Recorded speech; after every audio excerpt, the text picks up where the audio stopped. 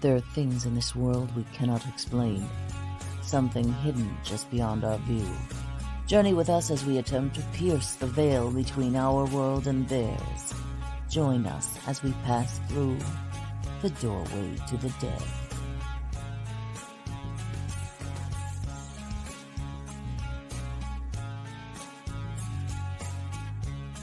Join us at WLFE-DB.com for upcoming shows and so much more.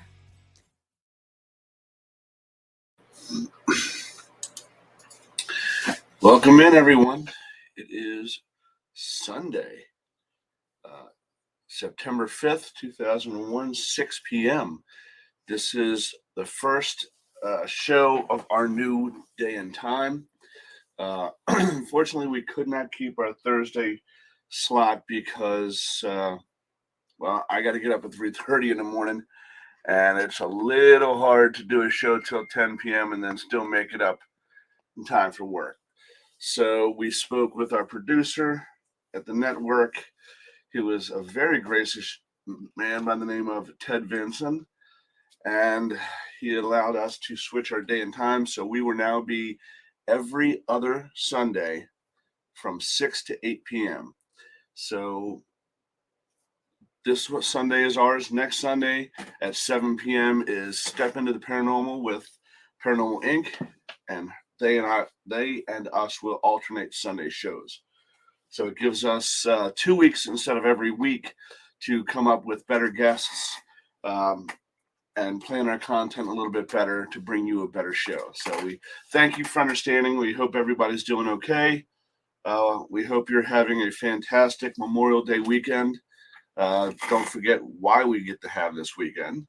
Welcome in Pam and Steve of the Gettysburg Ghost Exchange. Welcome in Colette.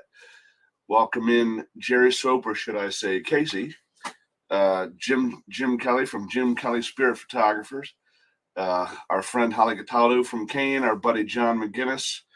And tonight we have a guest who we've been friends with for quite some time and hadn't actually met in person until the Bash this year, which turned out fantastic.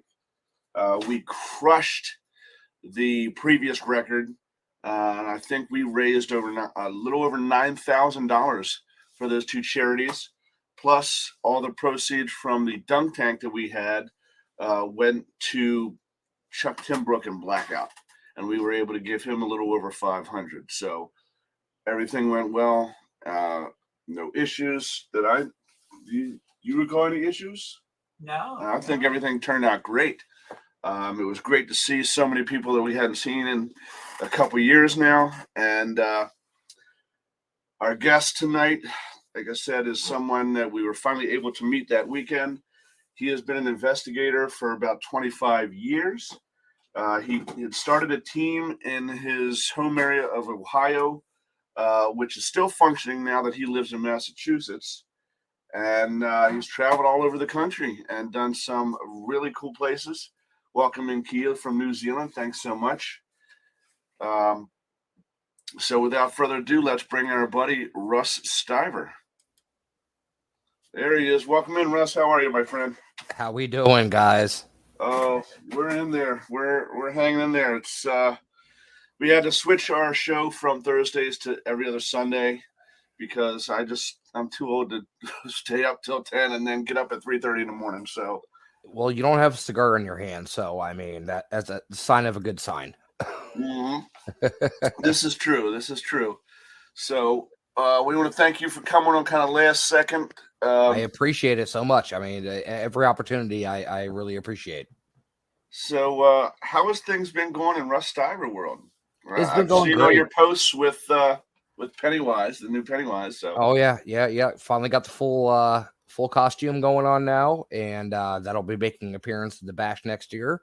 Excellent. And we are definitely doing some good things coming up here. I have an event at Wilson Castle coming up in Vermont. Oh, yes. And also have an event in Portland, Maine with Chris Sanders. Nice.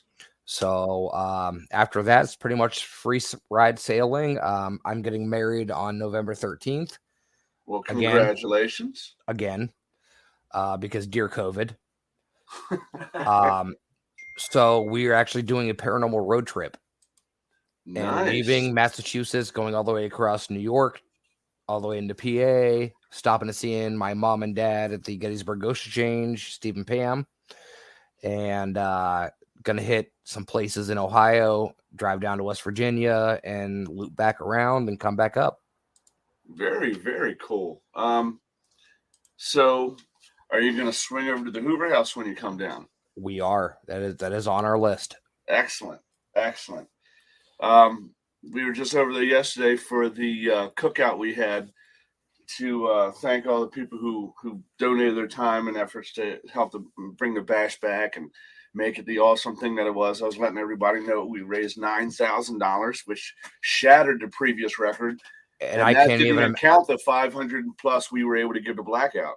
I can't even imagine that. I talked to Pam and Steve thoroughly through the weekend, and that was honestly one of the biggest and best bashes they've had. I've been a member of the Bash family, I guess you could say, since the beginning of it, since the inception.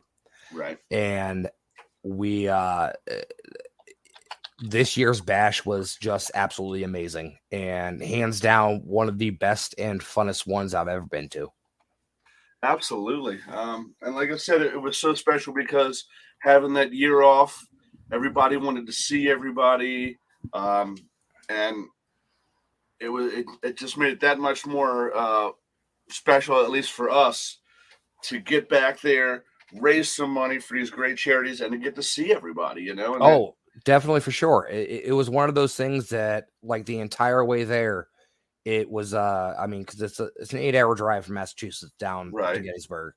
And the entire way there, we're sitting there in the car listing off the people we haven't seen in 2+ years because of, what we're going through right now. And it's been absolutely amazing. And to see everybody, to actually touch everybody and talk to everybody, it was just... Have a cigar with somebody. Exactly. It was above and beyond what I could ever expected. And I think, we being with Pam and Steve at the Hoover House, we got to see some of the behind the scenes stuff, pardon me, and, that we weren't privy to in years past. So we knew this was going to be bigger and better than what they had previously done just because it had been 2 years. But some of the things they added were exceptional. Like, perfect example was the cigar lounge. That was amazing. Like I said, the dunk tank that we were able to give the proceeds to Blackout. Some people who hadn't been there before, we were able to get to come in, and the screening of the Gene Snitsky's movie. Yep. Dave Spink's thing, and Big Gene Snitsky's movie. Yep. It's now I can understand why Pam and Steve start planning next year's the first Monday after it's over, Dave, you don't even realize it, they're planning it prior to that year's event. Right. Like, they're already adding on to the next year. And I know my mom and dad really well, and they're very like, I'm an adopted son of theirs, and I don't know how that happened, but I kind of just fell in their laps.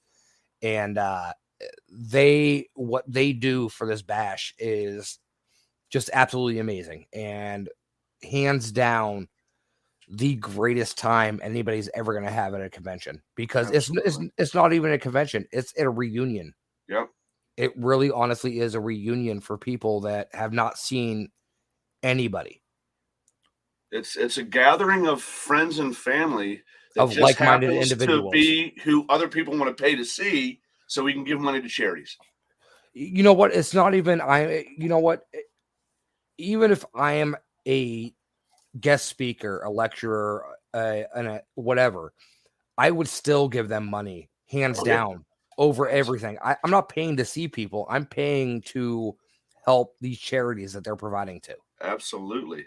And me being a veteran as well as you, like, Yeah, that's what makes it so special for me. And I know I prior to um, the Hoover House and everything, talked to them about wanting to help out as much as I could, and any little things they needed help with, that type of thing. So, but let's get back to you. I don't like talking about What myself. got you started? I mean, 25 years.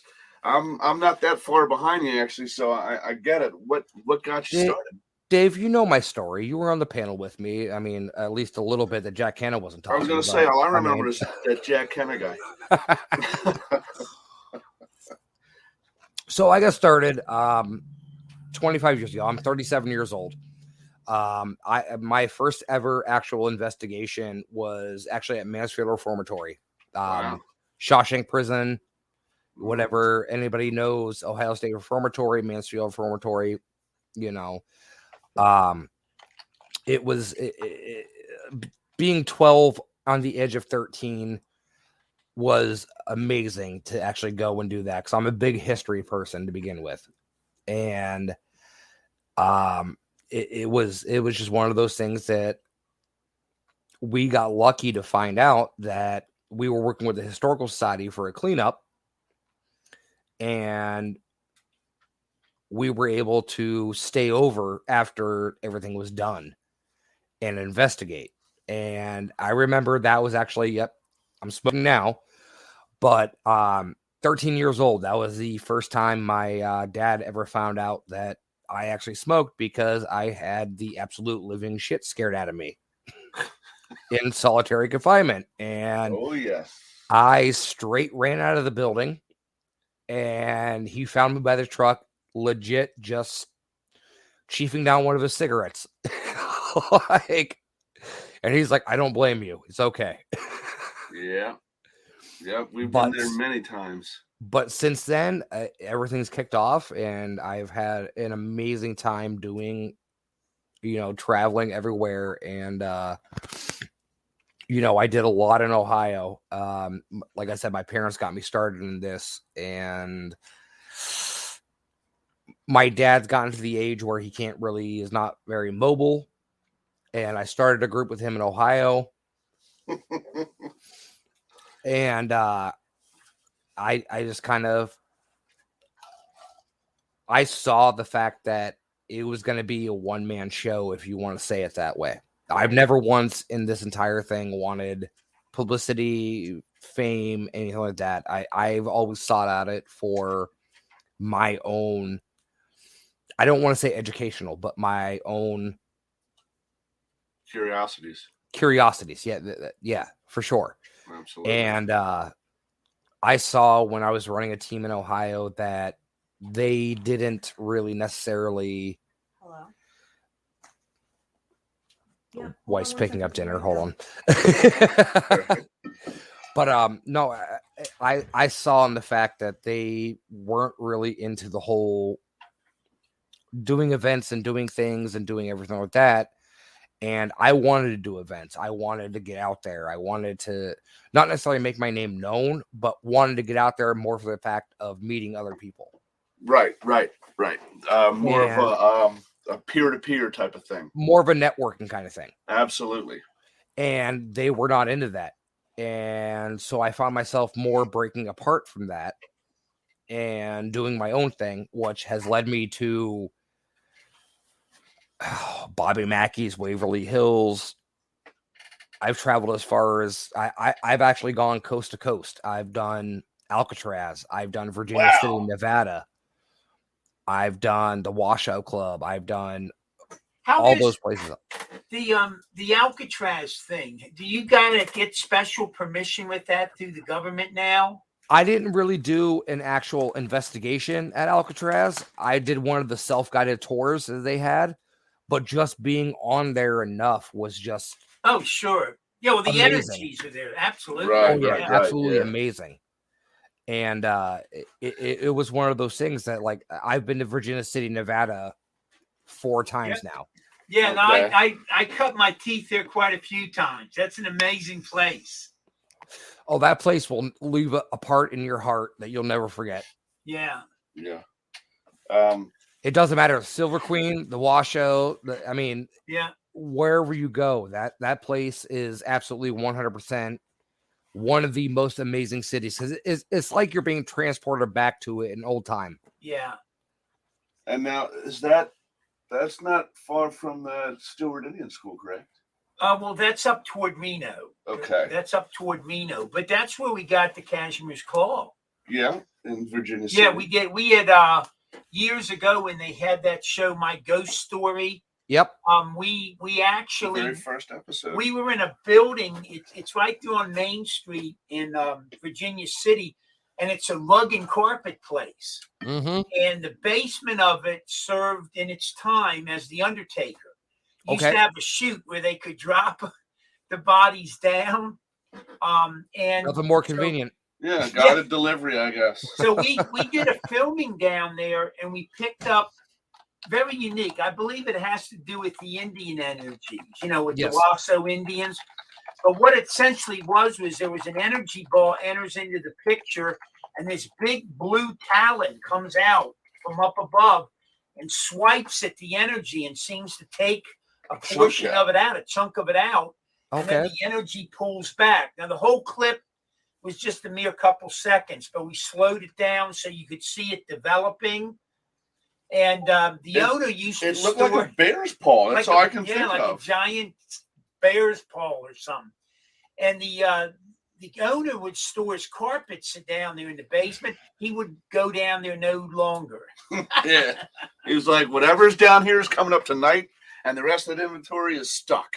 You know what? I saw a meme the other day of people saying it was on a paranormal site I follow, and it was, what's creepier, an attic or a basement? What was that now? Yes. What was that? What's creepier, an attic or a basement? Oh, yeah. Hands down for sure, a basement for me. Really? Hands down. Hands down. That was my first experience, was in a basement, and Okay. it definitely Trying to see if I have that video on my computer somewhere that I can play it and let everybody see. yeah, if you have it, show it up. I know you have it. Here, can you put on a thumb drive, Jim? The Cashmere Swell? Yeah. Yeah. And then, I know he's got it. So I'll get it on thumb drive and then put it on my No, I would computer never and then- believe he'd have it. What's that? I said never believe he'd have it. Not at all. No. Yeah, I mean, our friend Janet, who is one of the mediums on our team that usually remotes for us, lives out in that area, the Virginia City. I remember area. you saying that. Yeah. Yep. And Well, when I Reno, Virginia graduated- City is only like 30 minutes apart. yeah. And when I So- graduated my course, the plan was as a gift for graduating my schooling, that him and I were going to take a trip out there, but then hello COVID. So, and now the good Lord, they got two different wildfires, 10 miles from her house. Yeah. So Down there in worried about losing Tahoe her right house. now. Tahoe right now is looking really bad. Actually, I Yeah. still have friends out in California that have actually been evacuated, and it's not looking great for them right now, and especially from last year too. You know. Yeah. So, it seems like every chance that we plan something like that, it gets ixnayed, but It happens, that's yeah. okay. She was going to come out our way for the bash. Yeah. But, some family issues arose that she had to take care of and couldn't make it. And I said, wow, man, it's just things are conspiring. The universe is conspiring against us. Oh, for sure, 100%. I mean, Much like every chance I'm supposed to go meet John Zaffis in person for the first time. he lives like 25 minutes down the street from me. You believe his shit? Yeah. Figures. Try that. See if All right, let's see if we can pull this up real quick. Johnny is an amazing guy. Yes, he is. He is just like I can't say better things about him than what I can, because he's actually guided me a lot on my journey as well. Okay, so this is WMV. All files. Okay. Should be listed as Cashmere's Claw. Yep. I'm going to see if this will go. Oh, let's see it. Your browser is having trouble sharing your video. Happen if the file is invalid. So it's because it's a WAV file. And when you try to share it, they want like MP4 and stuff like that. Now I can convert it. I can do that. So all I got to do is click this. Dave on the fly. Dave on the fly, always on the fly. Drop this in here. And everyone, I'm seeing your comments in the section. I can't comment. I can't type back. Unfortunately, I'm not signed up for StreamYard.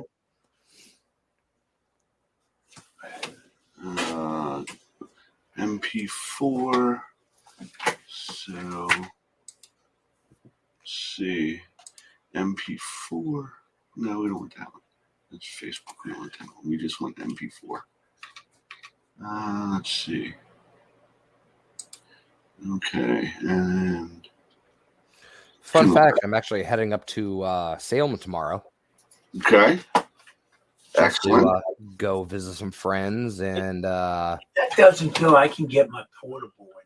Yeah, no, this should go. Okay, so that should go to converted files. And there it is. Okay. Let's give this a shot again. New volume, converted files, and there it is. there you go. Here it comes. Oh, no. What the hell? Why is this not working? That's a converted file. It's giving you the big finger. It really is. I'm telling you.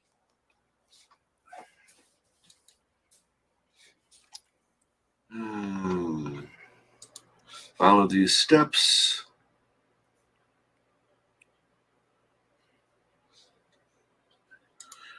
Here. Select file from my computer. Use Hi, that Kia. one. Okay. Kia.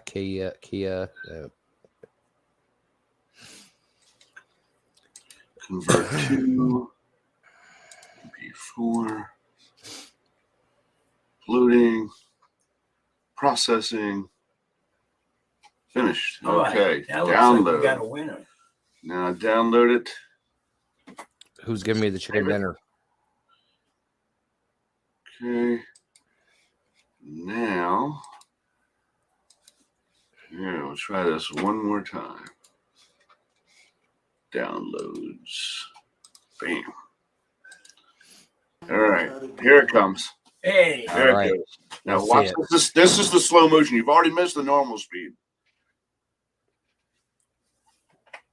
So you see this white energy mass coming in from, as you're looking at the left. What happened? now what happened? It didn't show. See that? Yep. But it should break it down. It did. I think when it converted it, it cut it short. But what you can do is play and pause. See there's the white energy on the left and what looks like a bear's claw on Yeah. the right coming out of nowhere. That is very And as it strikes it, you see See it it- takes a gash right out of the center of it. yep. And then the white energy retreats from where it came and the claw retreats from where it came. Very interesting.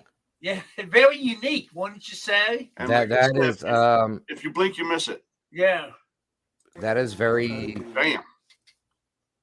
We in all our years we've never had anything even similar to that. I personally I think most of us were there believed that it had to do with the native energies, Native American energies. But that's just our impression. well. I mean, if you look at the Native American, they are very heavily on the deer and the bear and the Yeah. fox and everything like that. I mean, that could very well be. Now, they're in Virginia City at the saloon, the Wasso, in the back Yep. area where they store the hooch. that's where they would in the wintertime. A lot of times, if they got bodies, waiting to take them over, That was the storage room. Yeah, Yep. And so, Oh, for sure. The owners, when we were there last, they were very cooperative. They let us go in that back area and do some filming and all that. He said, just don't touch the hooch. See, I was very lucky. We actually booked a private investigation when I went there the last time. And we had the place from 8 p.m. until 4 a.m. And at that point, the entire place was cleared out. Like we knew, like there was no one downstairs in the bar. There was no one on any of the levels. There was no tours being done. And it was definitely, we got some very good evidence. Very good evidence. Now, we had one other situation we were there filming when the stairs going up. Now, at this time, it was not secure upstairs. They weren't allowing anyone up there because structurally it needed some work. But the stairs going up, we picked up a mist coming up the stairs. Yep. And we got that filmed, and then the mist was gone, and then we spoke to it and requested it come back. Wow. That's something Russ just sent me. Wow, that's fantastic. Now, and where this is at the Washoe Club, this picture? Nope. This is at the House of Wills in Cleveland, Ohio. Oh, yeah. We've heard all about that place. Mm-hmm. Oh, man. Woo. That was actually when we did a private investigation. My team and I did a private investigation, and I was the one taking a picture. You can tell I have two investigators on the right-hand side. The person dead in the middle was not there. Oh my gosh, that's amazing. That is fantastic. I don't know if you can share that or not, or whatever. If you can pop it up on there, or let me see if there's a way. My team and I, we found that after the investigation. We went back and tried to recreate it. Now, when did you do that? Do you know what time was the year? June. Wow, so you were there when the natives are restless, so to speak. I guess you could say. Yeah. Wow. So I can do this. I can share this screen. And let everybody see that. That is. Yeah, there you go. So that middle figure there is what was picked up. Wow, that's fantastic. There we go. And we tried to recreate it multiple times and couldn't do it.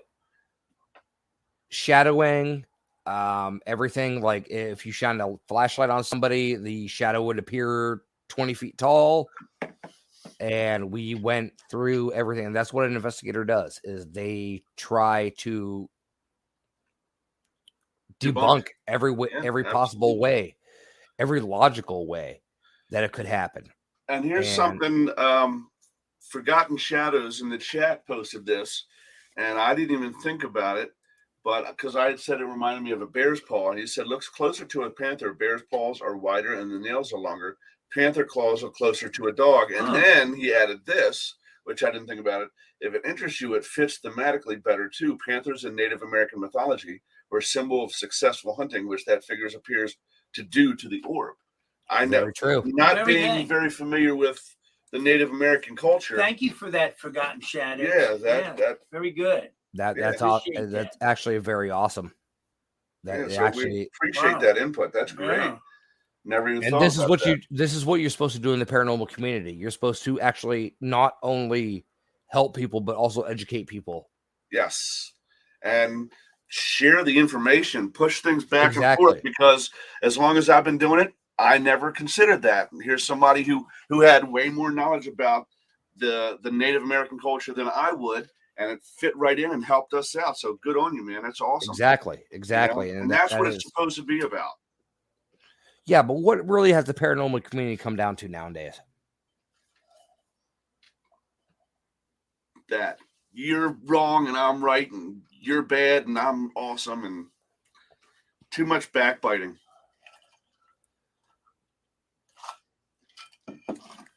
I'm gonna step on you because I can get on a TV show. Yeah. Absolutely. Who cares who I've got to hurt to get there? And actually, fun fact about me is I told you this, Dave, when we were standing outside the one day at the bash. I was actually in the last running for a spot on Ghost Hunters on the new one. And or not the new one, years back. And I actually I didn't get picked, but I would have turned it down to begin with. And I wasn't heard about it. I really wasn't, because the one question they asked me is, can you recreate what happens? And there's no recreation to it. If you have something truly paranormal happen to you, you can't recreate it. You can't recreate it. Right. There's no way, because that emotion, that energy, that adrenaline is not there. If you can recreate it, then you deserve an Oscar. You just debunk your own stuff. Well, we're having, as you're probably aware of us, we've sort of become, I guess the term I would say is specialized, just that we do it very frequently with the table tipping, and we're sort of like in direct communication. Oh, Jim, come on, you're an expert. Well, just throw it out there. And anyhow, Spirit will be like last night. We had several couples at the table, and interestingly enough, there was a commonality we didn't even realize when we were all at the table. And then, of the three groups there, everyone had lost a child except one person. And that is a very odd consequence or coincidence. Yes, we had all the children come through at various times for the for the people that lost one, and their communication was very emotional. There was a lot of really very tender, interesting things, and a lot of healing in it. But then when Spirit, when it, that takes a lot of energy. Even though we won one EM pump, probably to save us more, to prolong the session a little more, and also to just so it doesn't take as much out of us, the sessions. And at the end, all of a sudden, it's gone. It's like it almost sometimes goes to the limit and it's gone. So I don't even know how you go about trying to recreate that raw emotion and what the people are all feeling at the table. And I think, honestly, at that point, like, you can't recreate that raw emotion. That's one of those things that has to happen in the time. And the problem with it is these people that have gone through it already, it's very emotional for them because they're reliving it. Right. Yeah. But it also helps them because it's giving them closure. Yep. It's cathartic. And it very much is. One of the things that we very often do, because of the sensitivity, the person doesn't have to ask questions out. They can ask it in their mind. Spirit will pick it up and react and answer that question.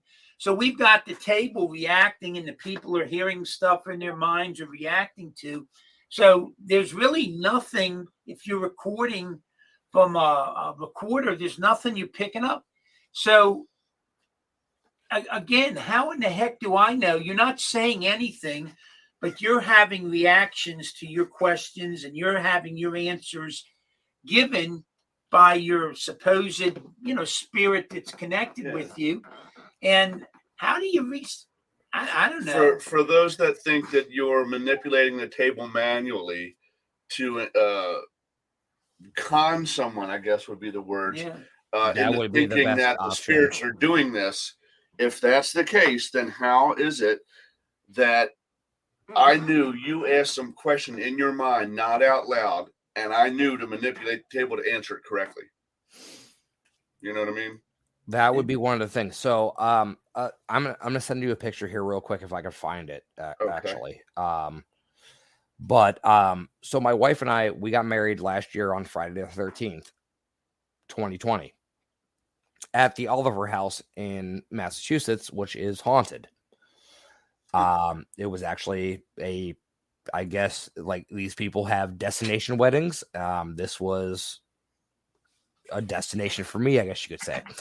But Christy Parrish, who runs the Oliver House, she went in the next day. We actually forgot a cooler at the place, and when we went back, I just sent you a text message. Yep. There it is. These words popped up on the Ovulus.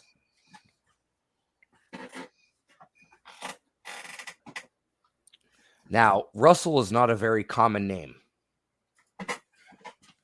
There we go. So they had fingers, Russell, Oracle, sign. I think candles in there somewhere. Fingers. Yeah, it's just like for an Ovulus to call out my name. That's pretty thought forward right there. Yes. And I know at least the old versions of the Ovulus that we used to use back in the day, they had no proper nouns. Nope. In the database. So the names, people's names were not programmed in that database. And quite often we'd get a name pop up. And, if this isn't legit, how do you explain a word that is not programmed into this database showing up on the screen? I've used the EchoVox. I don't know. It's an app. Right. Yeah. Glenn Williams really likes EchoVox. I know how people feel about apps and everything like that. I get that. But I've done an investigation at the Orleans Waterfront with Sam Baltrusis. He was running an event for National Ghost Hunting Day, actually. Okay. And the EchoVox is just like the Ovulus. It's a predetermined set dictionary. And we were getting German. I've gotten Spanish. I've gotten French. And it just words coming across that should not come across on what it is. Jim, didn't we have years and years ago, Jim took a cruise where the ship was haunted. The group that was on the ship was investigators, and every place they stopped, they took an excursion to a haunted location or an active location, I should say, and down through the Caribbean. And one of the places they stopped was Belize. Okay. They went into the jungles of Belize, where excavators had just finished unearthing half of a Mayan village. Oh. And one of the buildings was the Sun Temple, where, of course, they performed their human sacrifice. Correct. Sun God. Yep. And back then, Jim was still able to do stairs well, so made it up to the top of the Sun Temple and did a recording and got EVPs in the Mayan language that they had to bring back to the ship and have someone translate for them. Oh, wow. So, see, I've seen that a lot more lately. I actually just had a friend post on Facebook knowing if anybody knew Arabic. No, I can't say I do. And this was stateside. This was Wow. stateside for if anybody knew Arabic, and there was no Arabic related to this location whatsoever. Right. So that leaves the question of, do you believe, and I will say this very kindly because I have had an attachment myself, but do you believe that spirits are looking for a vessel to go from one place to another? Wow. I mean, I think I would be remiss if I didn't think that was a possibility. But at the same time, I think that once they've crossed over,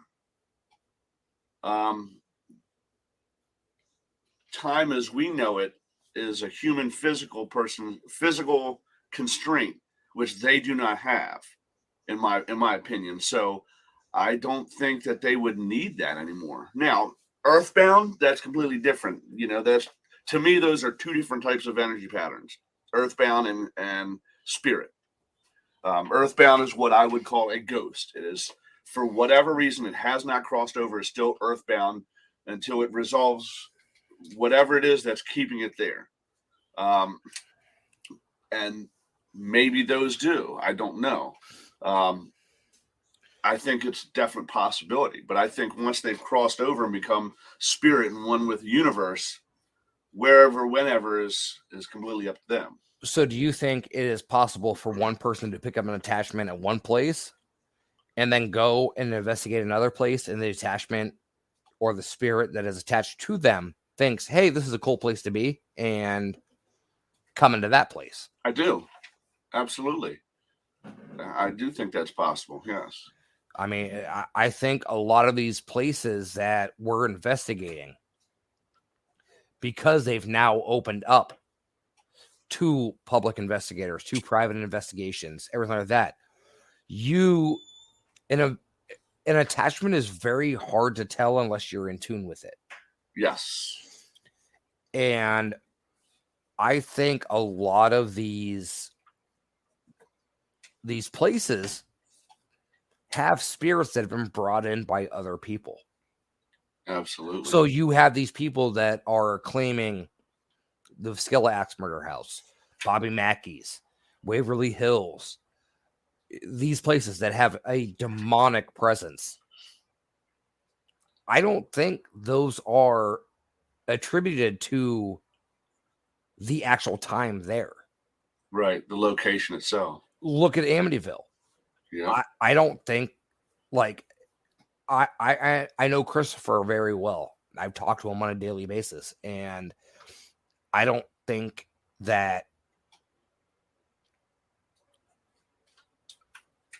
a spirit that is tied to a location is the only spirit there, I guess you could say. Right.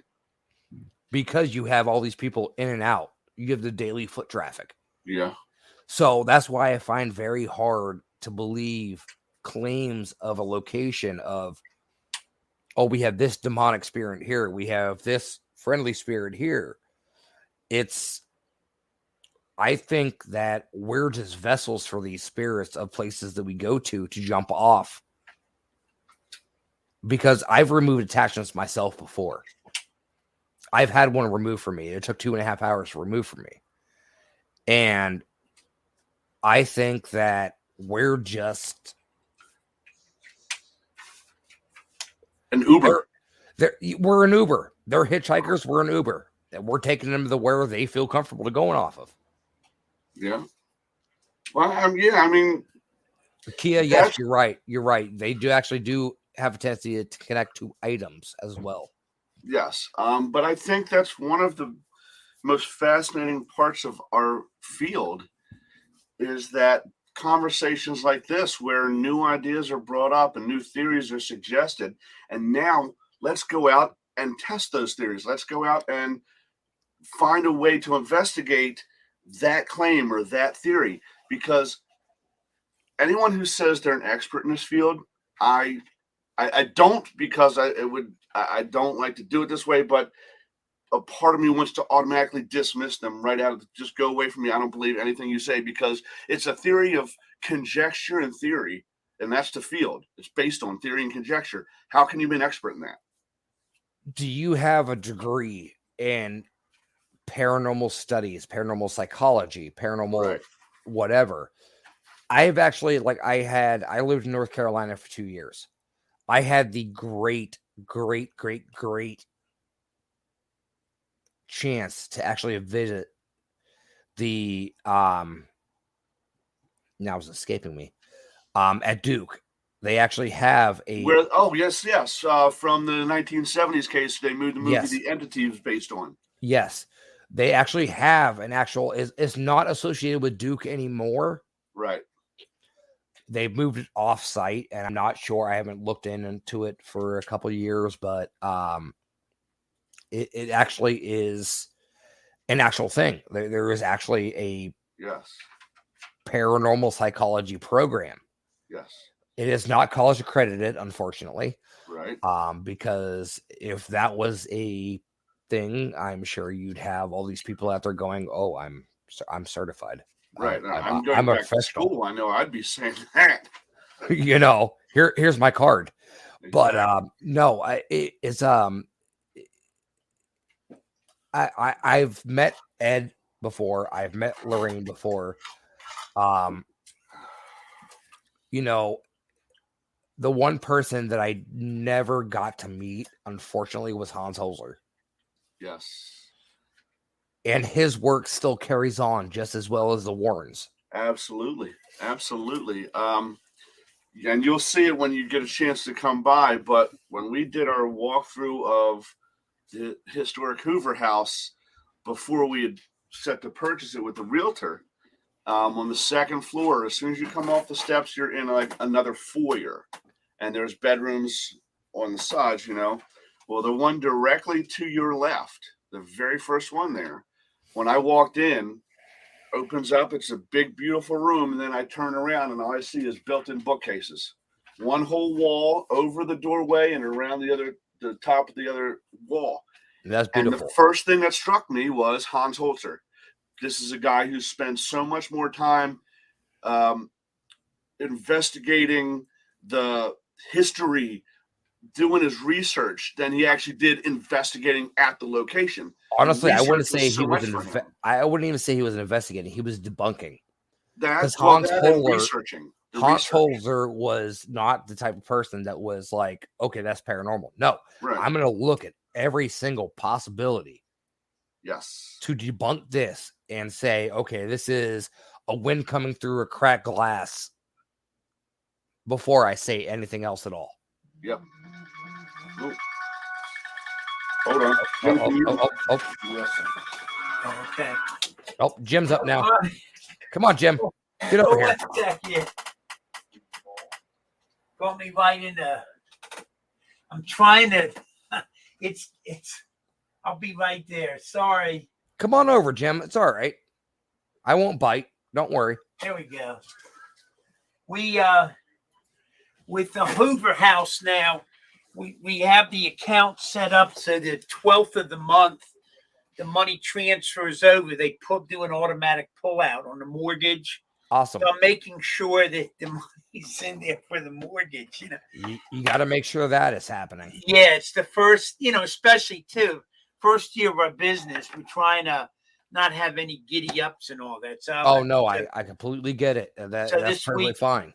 We really, and that's one thing I want to thank the paranormal community. Oh my God, they've been so supportive. We do have bookings on B2B and we have bookings on booking.com. And Pam does a great job at balancing it. So if we have a paranormal group book the house, we don't take bookings on the other. So it's the house is basically available for everyone to use with, investigating and whatnot.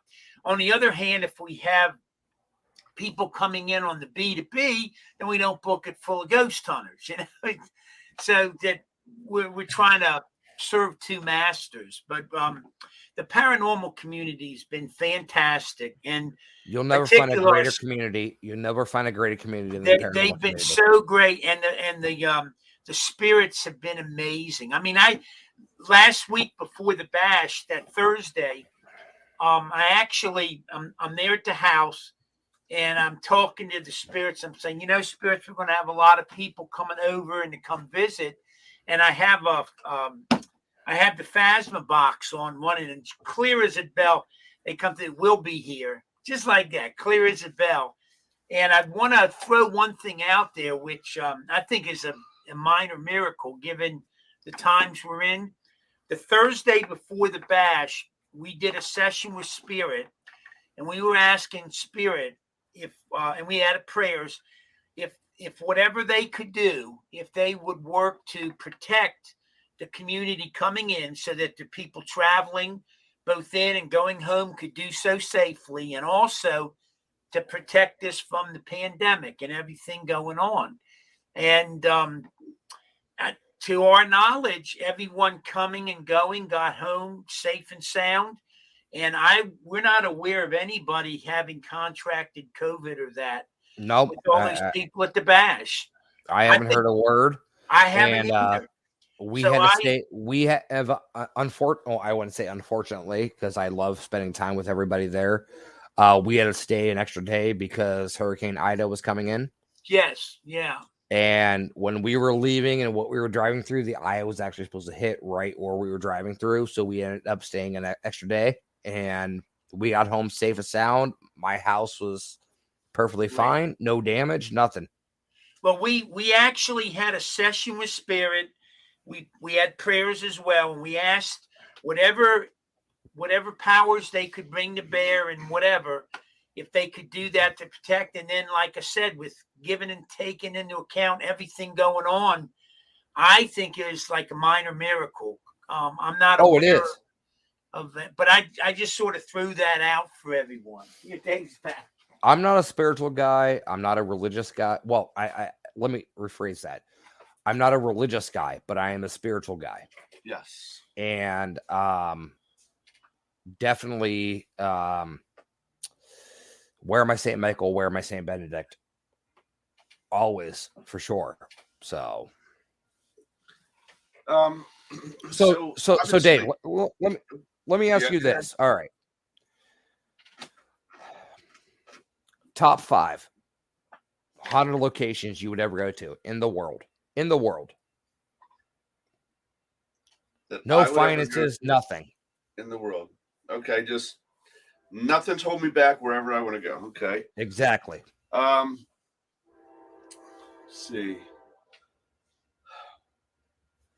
I think I do have a train coming in, by the way.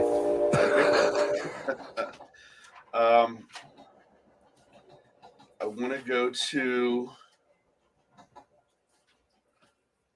Like I said, it could be anywhere. This could be like no budget is not an option. Doesn't matter. Okay, well, I don't. Wherever you want to travel. I can't pinpoint any specific one, but the How? castle. No. Just for this, like I want to go see the castles, the haunted castles in Ireland.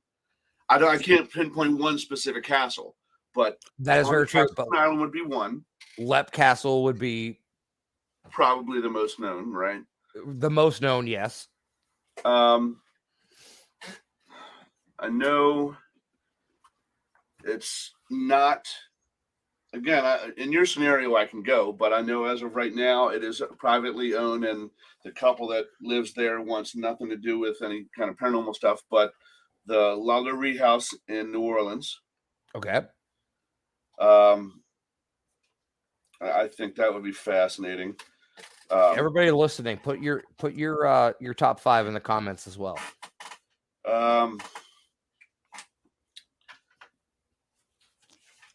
And now again, in your scenario where I can get in there and do a private investigation, the Winchester Mansion. They are very, very tight-lipped about that. Right.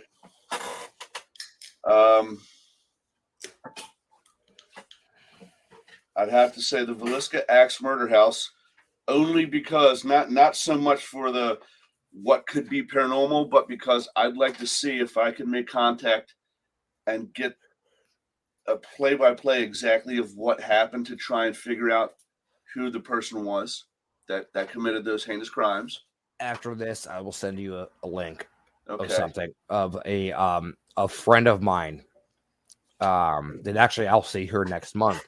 They did a private investigation at the Muskelly Axe Murder House, and the EVP they caught will send chills through your spine.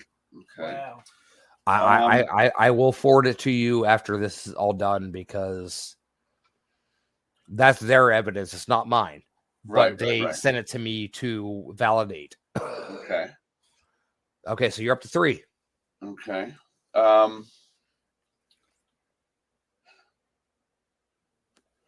See that you haven't even gone outside the country. I have. Went to Ireland. You went to Ireland. You went to Ireland. All right. I think the Tower of London.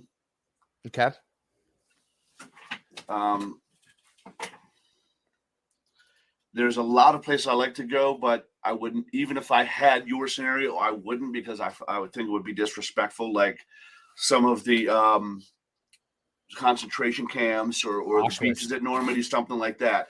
I think that would be disrespectful. So I completely agree with you. That's why I don't investigate cemeteries. let's see.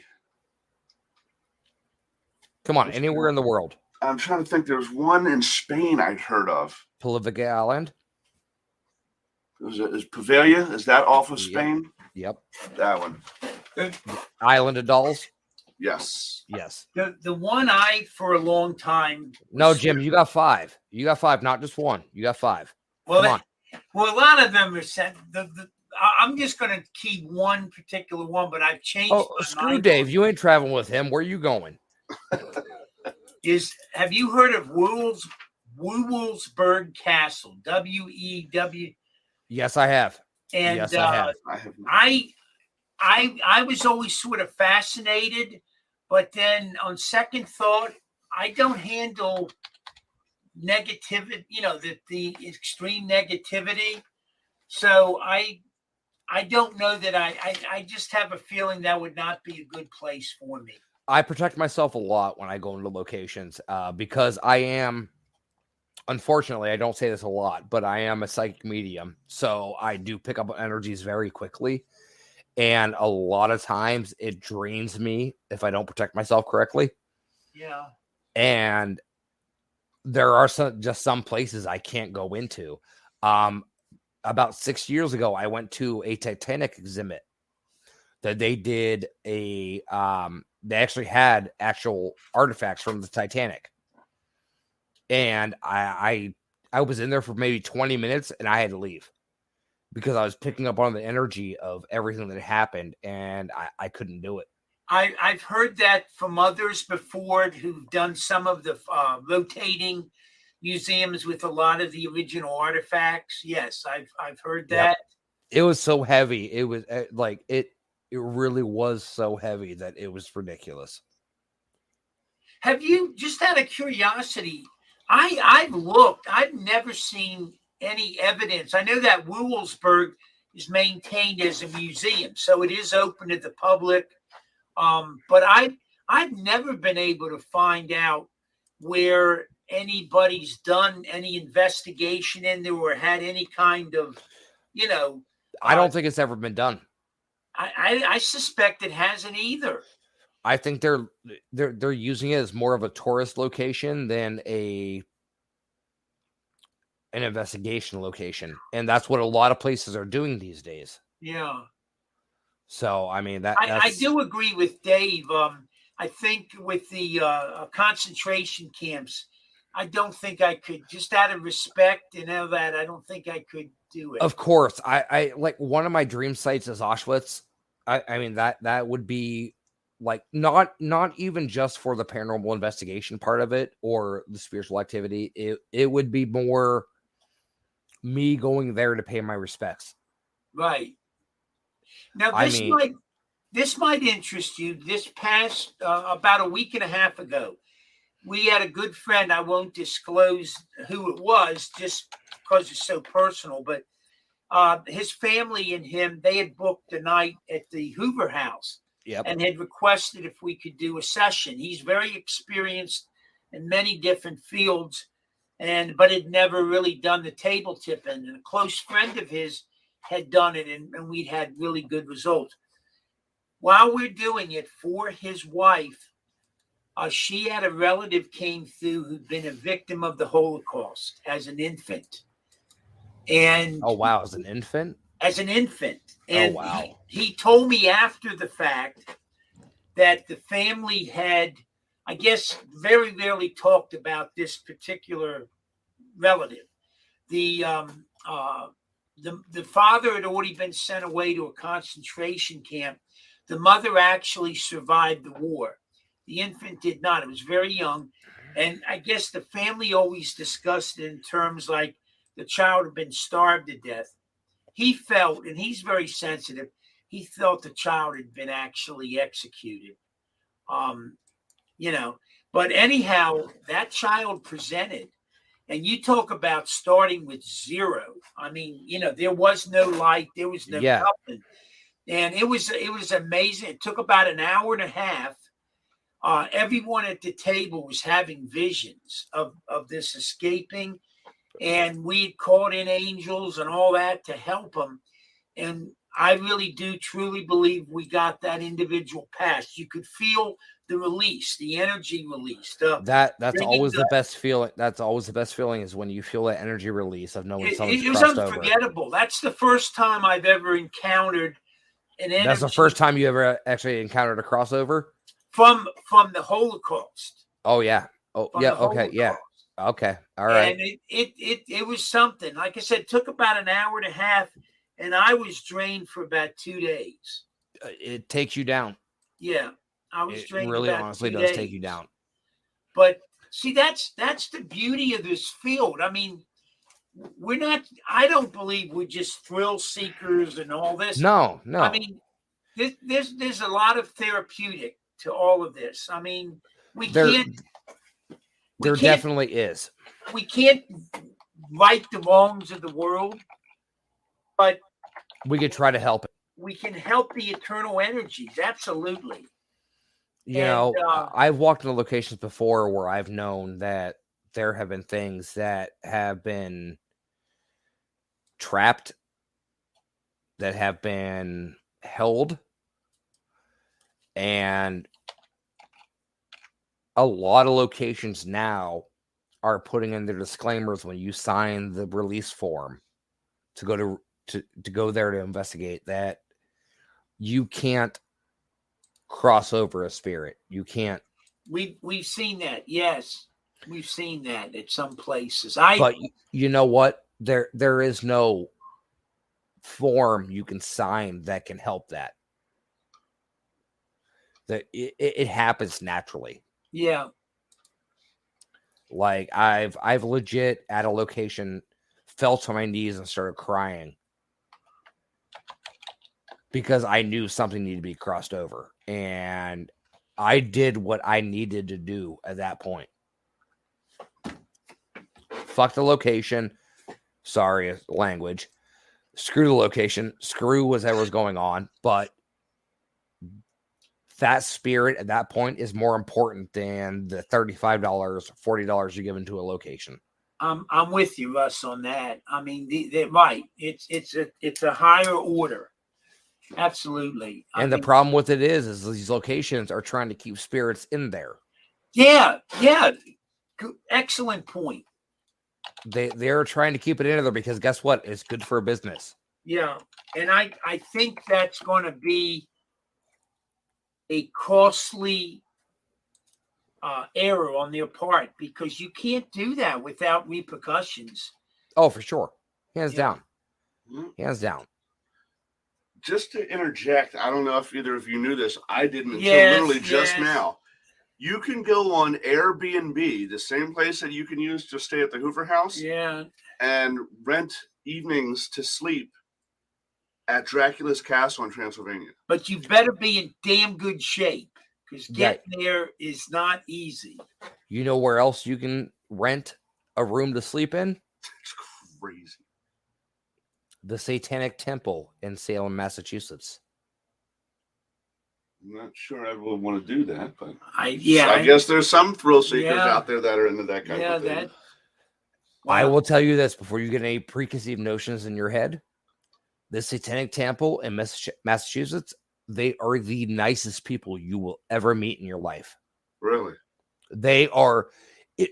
Everybody has this preconceived notion that the Satanic Temple is evil, hanging people upside down, bloodletting, sacrifices, everything like that. That's not how it is. They are actually a very, very good, kind-hearted people. And Wow. that is one of those things that you have a name attached to you, and everybody thinks the worst. But I tell you what, I've been there before. They are the nicest people I have ever met. They actually give you the full knowledge of what is going on. They give you the full knowledge of this is who we are. and they answer any questions, whatever you have.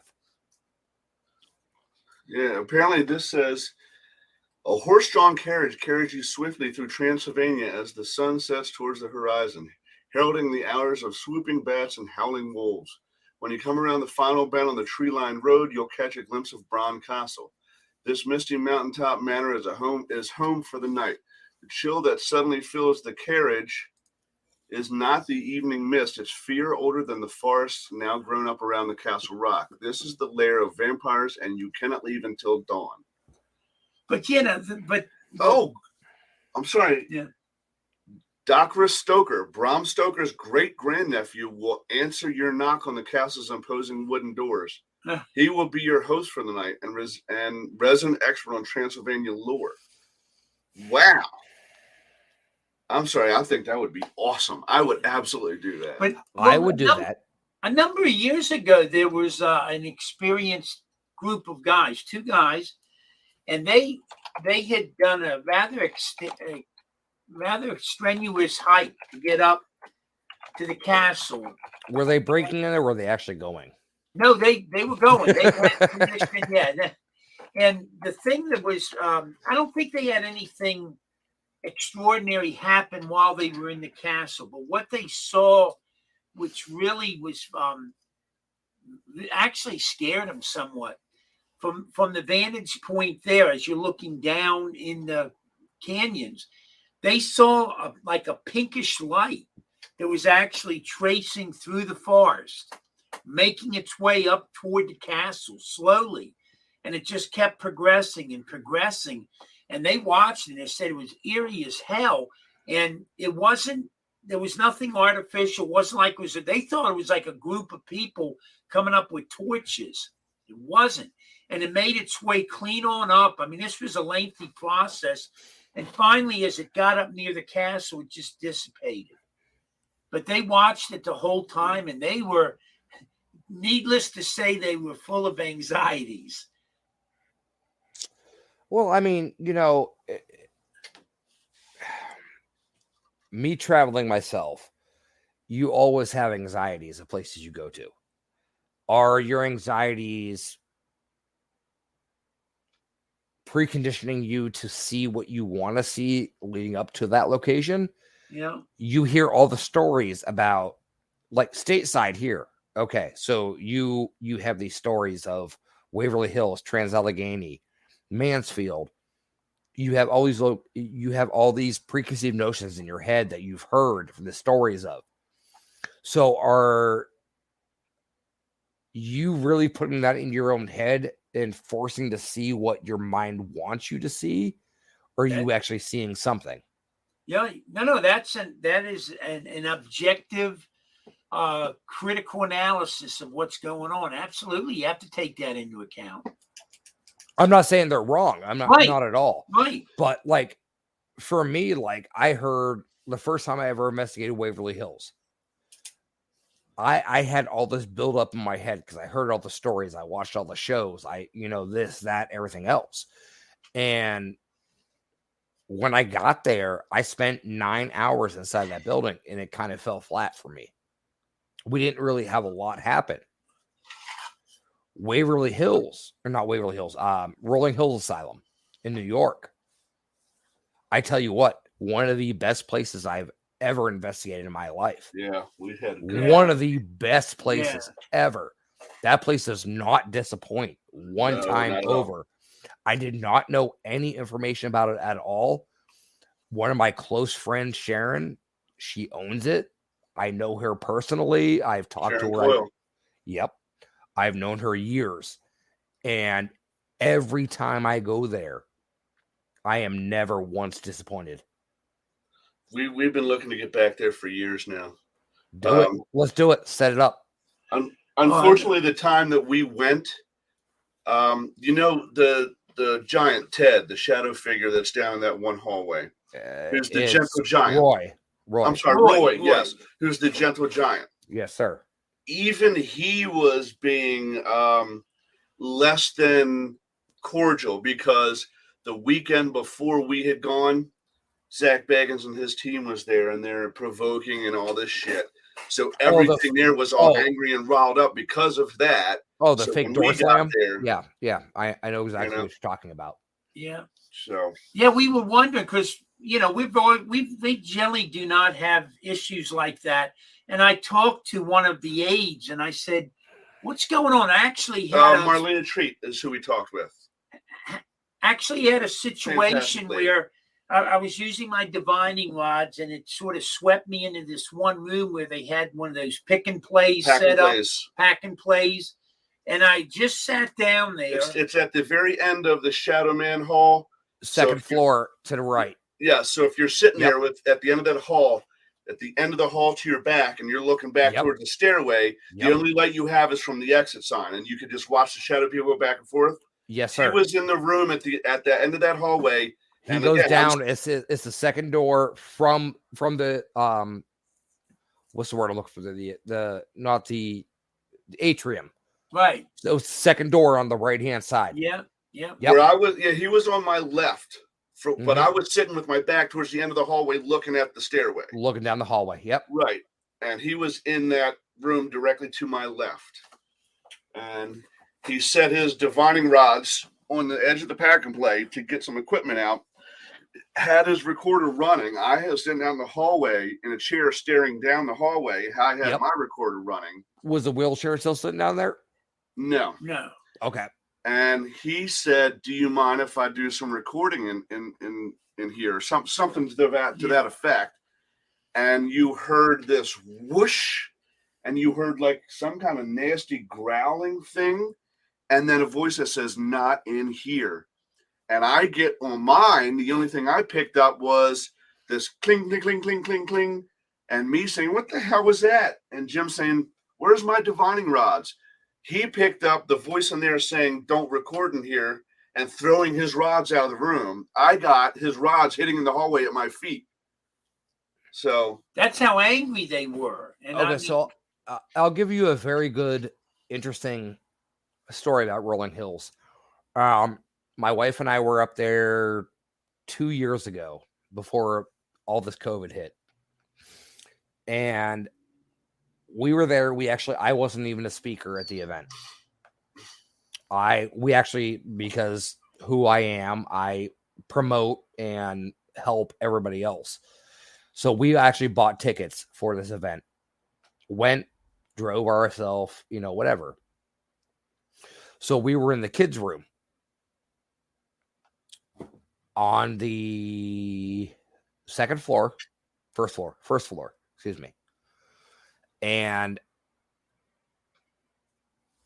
we sat down. There was a group of like 4 of us. We sat down, got on the Echovox, and started, session.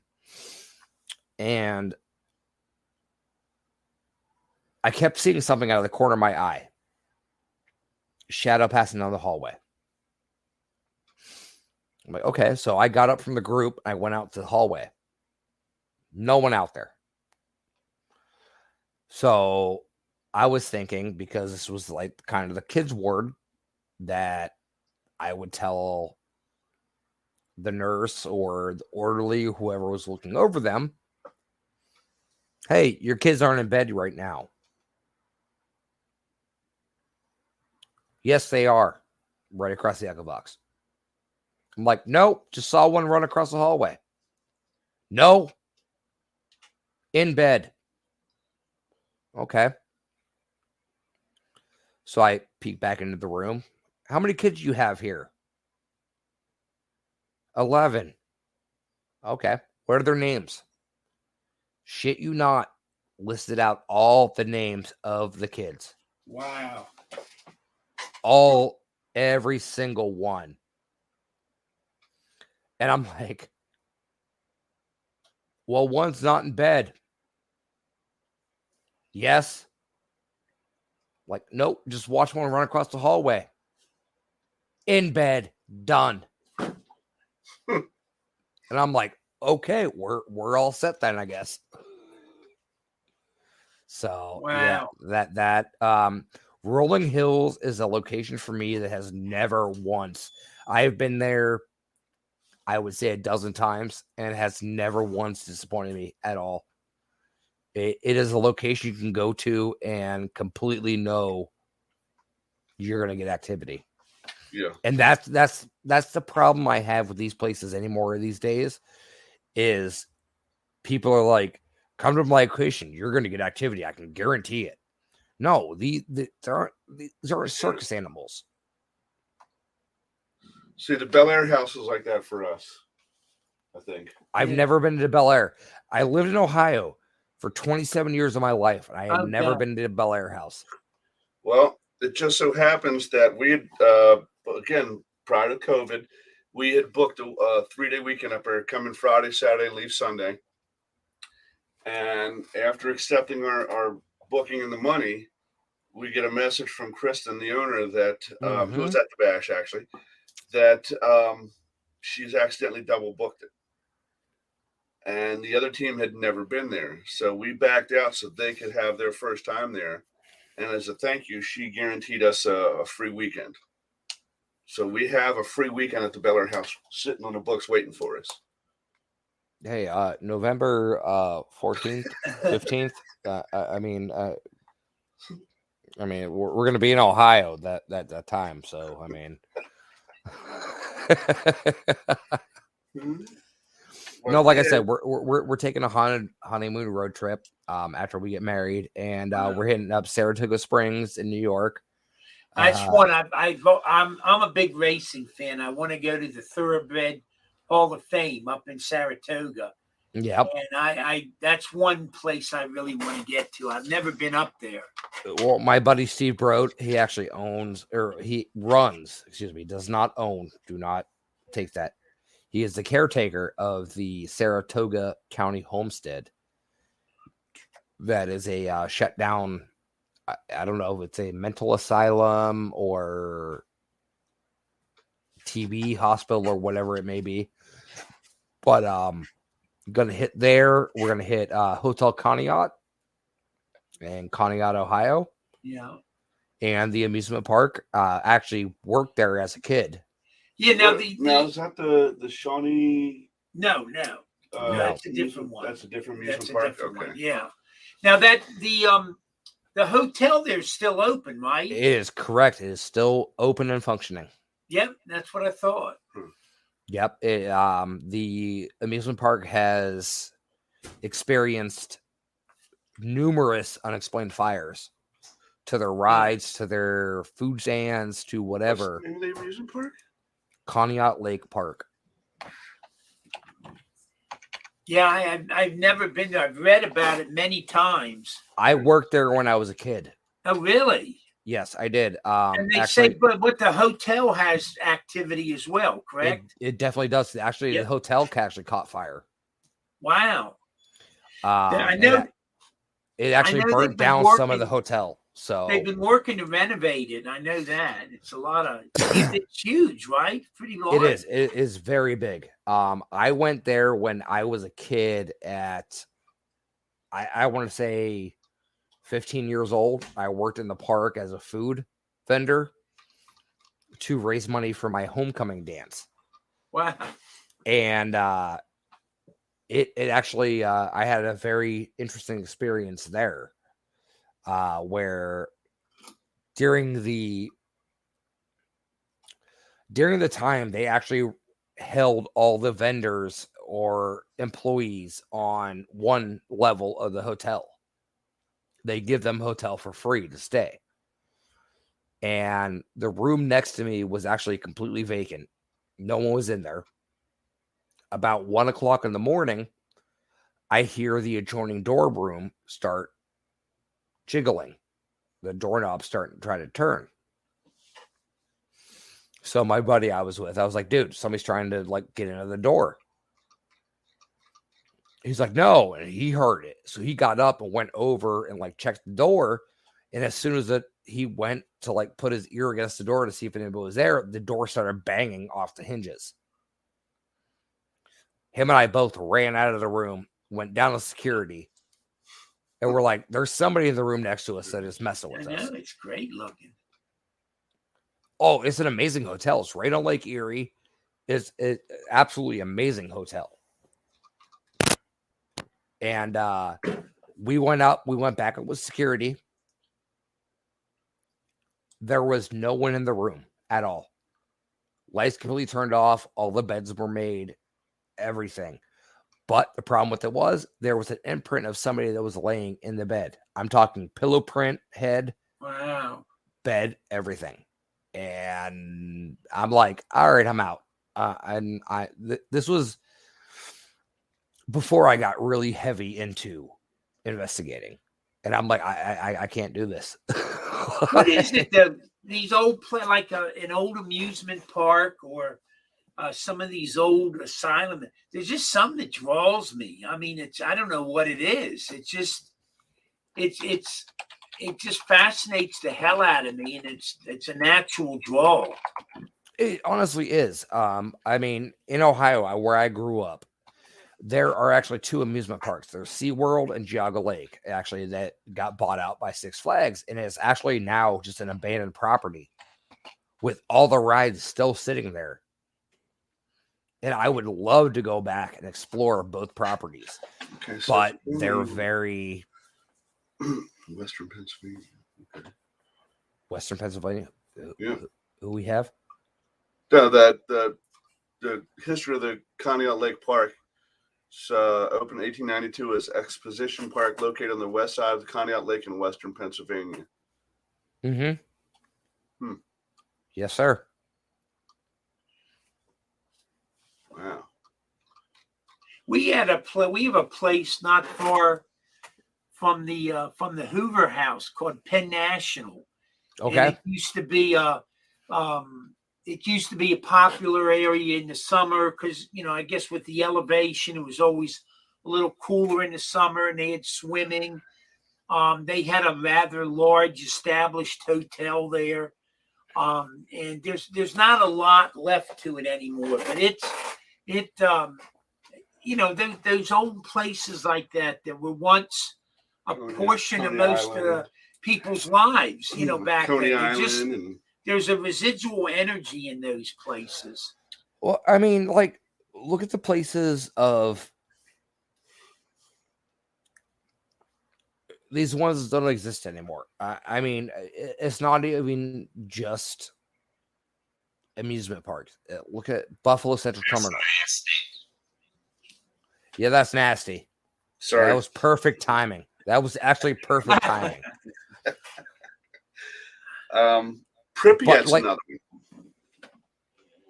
You can't Pripyat. I would love to go to Pripyat. That's actually on my list of places I want to go. And as morbid as it sounds, no, Pripyat was the town, the small Chernobyl city that they built 20 Just some miles from Chernobyl to house all the workers. Yes. Oh, yes. Oh, that's okay. I know what you're talking about. Oh, yeah, wow. Pripyat. Yeah. So I mean, like my 5 list. Like honestly, if I could go anywhere, it would be Palavica Island, it was Doll Island. It'd be Pripyat, Lep Castle, Ireland. It'll be the catacombs in France. See, that scares the shit out of me. It's just... I would definitely do it in a heartbeat. And I honestly don't know what my 5th would be because my 5th used to be Alcatraz, and I've been there. Yeah. I hear at the catacombs, the security down there is very intense about, I guess, when you're ready to leave. Yeah. They check you to make sure you're not taking any bones or that. Well, I mean, that brings up another topic here. You go into these haunted locations. Okay, you go into any haunted location, whether it be the Hinsdale House, whether it be Rolling Hills, whether it be Trans-Allegheny, Waverly, whatever. As an investigator, you do not touch, take anything from any location you've ever been to. Right. You don't do it at all. Plain and simple. That is my thoroughbred standpoint. Like you leave the location the way you went to it. Right. Absolutely. And I've seen people take shit from places, and it's not it never ends. Not even the ramifications of it, of like if it was a haunted piece or whatever. But these people that own these locations are trying to restore them for the history purposes. Correct. And you're taking away from that. All right. Well, we were supposed to do it about 20 minutes ago. Let us take our one commercial break, and then we Do come it. back. I got a question to ask you myself. So All right, man. we will Bring be it. right back. Sounds good. WLFE Digital Network is now on digital television. If you're into ghosts, Bigfoot, UFOs, and the creepy, then WLFE has a TV channel for you, Paranormal View. Watch all of your favorite WLFE video talk shows on one channel. Shows like Paratalk Radio, Step Into the Paranormal, Skeptical Help Bar, The Creepy Parlor, and more. Looking for something else? Do you support the LGBTQ plus community? WLFE has brought all of their LGBTQ shows like Inside the Drag Closet, Everything Yet Nothing, Across the Pond, and Rainbow Soul all into one place. A new TV channel called LGBTQ Friends. The third channel is a Variety Unlimited. Here you'll find a wide variety of talk shows you know and love, like Just Cindy, Card Pulls and Coffee, Real Talk with Dom, The Bipolar DM, Meet the Author, and Movie Review 5. The best part of watching these shows is that they're all available to watch at one location, one website, WLFE-DB.com.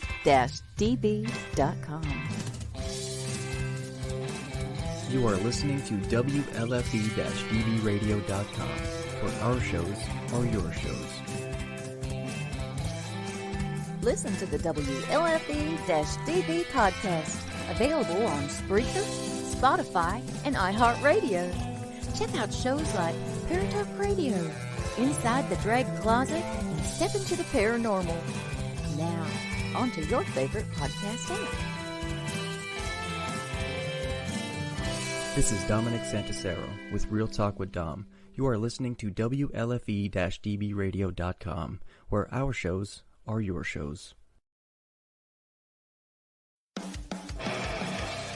Hey guys and dolls, this is Casey DeVille, the better half of DeVille Inc., Baltimore, Maryland. If you're ever in Baltimore, stop in and see me and Tony. Invisible Brie, 5920 Eastern Avenue, Baltimore, Maryland, 21224. Give us a call if you're in the area at 410-400-9641, or look us up on the web at DeVilleInc.com. DeVille Inc., where we specialize in you.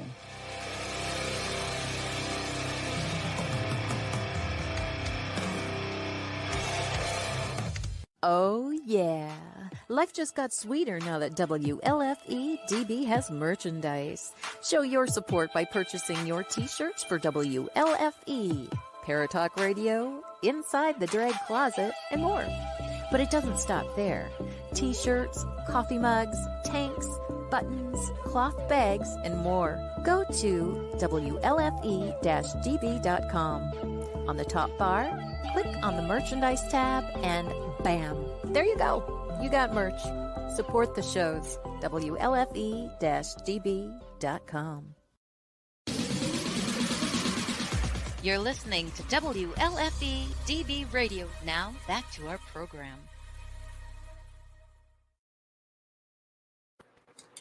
All right, and we're back.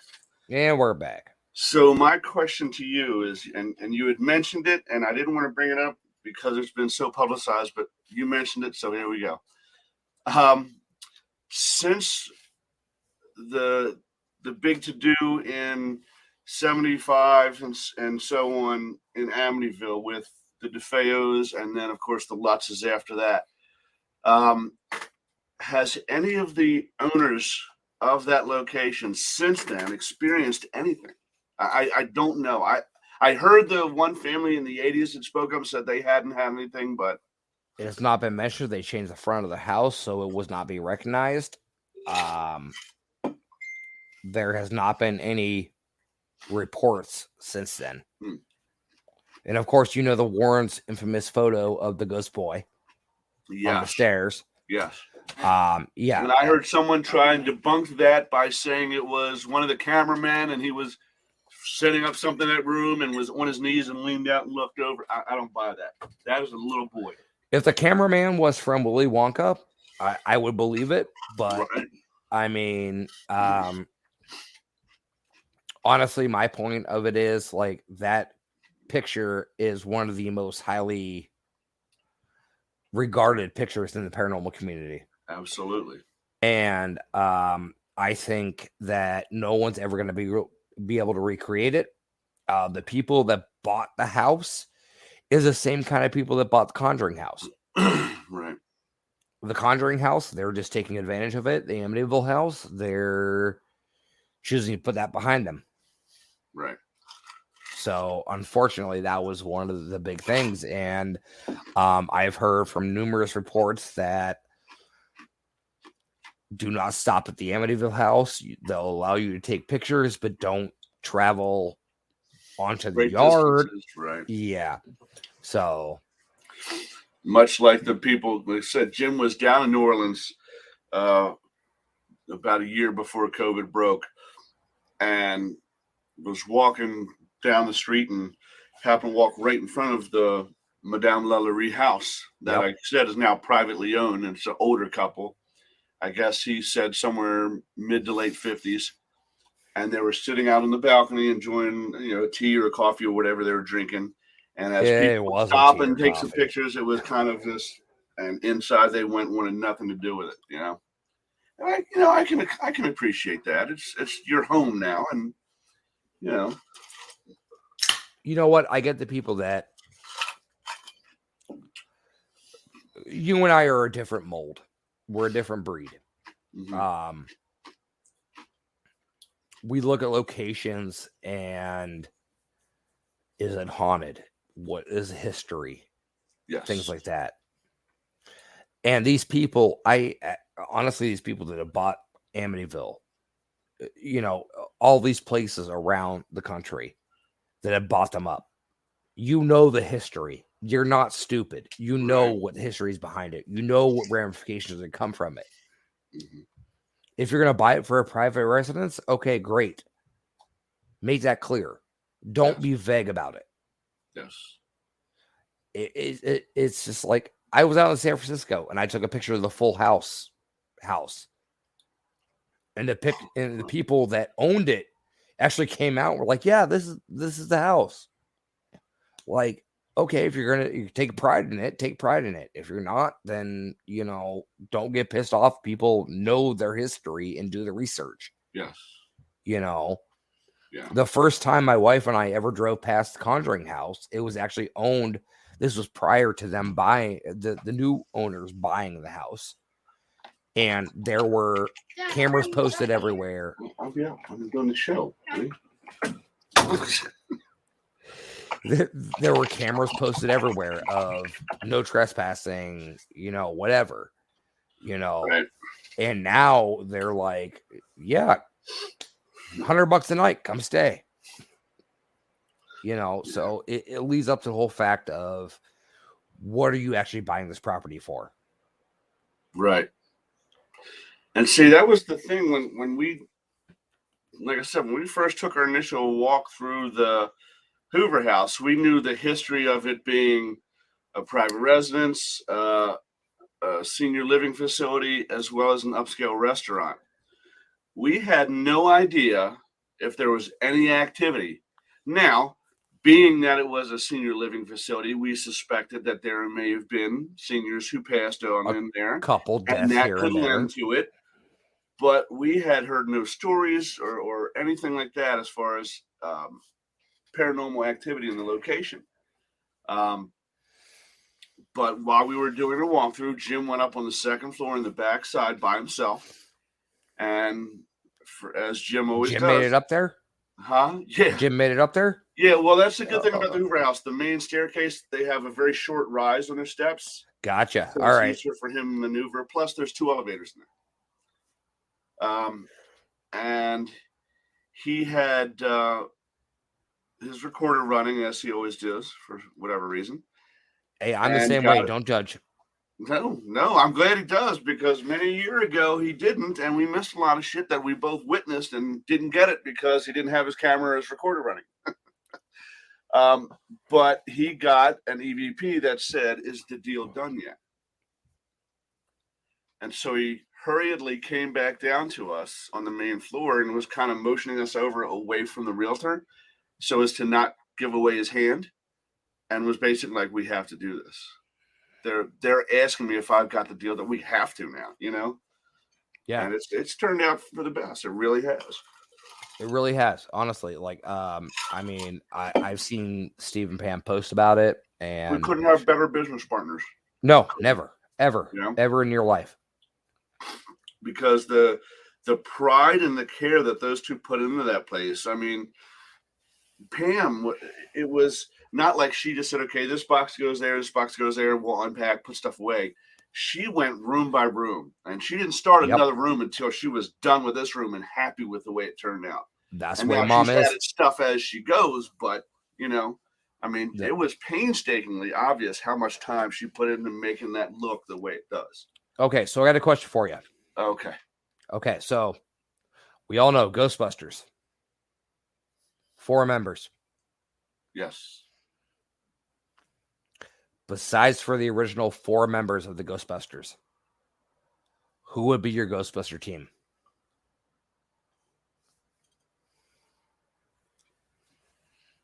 I got to pick Jim. Oh shit! Obviously. I stumped him. I got to pick Jim. Jim's got to be there. This could be anybody in the world. I know, but I've got to have Jim. I'm so comfortable working with him after 20 plus years. I think if I went out without him, it would feel awkward. It just would. You grow comfortable with the people you're around. Yeah.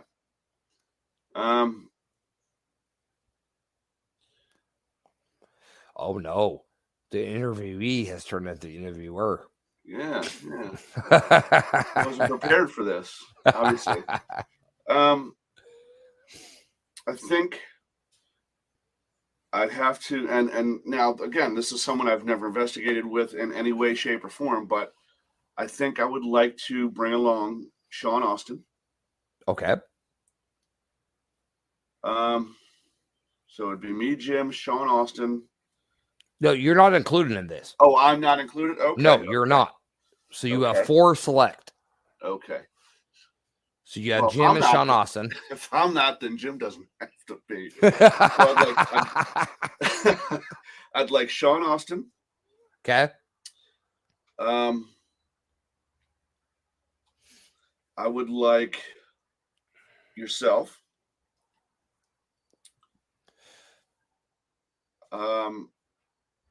I would like Ed Warren. Well, we're going to be investigating the investigators. Oh, so it has to be someone who's alive. Okay. No, it doesn't have to be somebody else. I'm just giving you hell.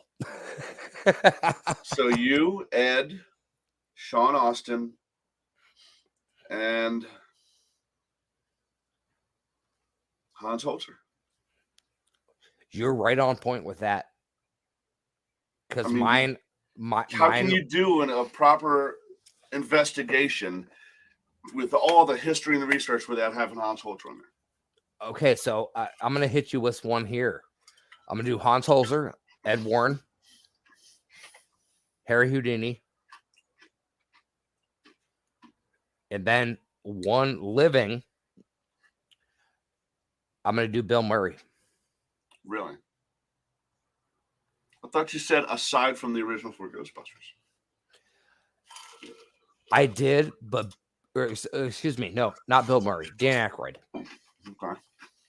His grandfather has written books on the paranormal. Yes, he's very in tune with spirit. Absolutely. Yes. So that would be my team. Hans Holzer, Harry Houdini, Ed Warren, Dan Aykroyd. Because you have the skeptic in there, and Harry Houdini. Which is strange because he told his wife, when I die, if there is a way to contact you from the other side, I will do it. Mm-hmm. And I knew she had seances every year on the anniversary of his passing for countless years.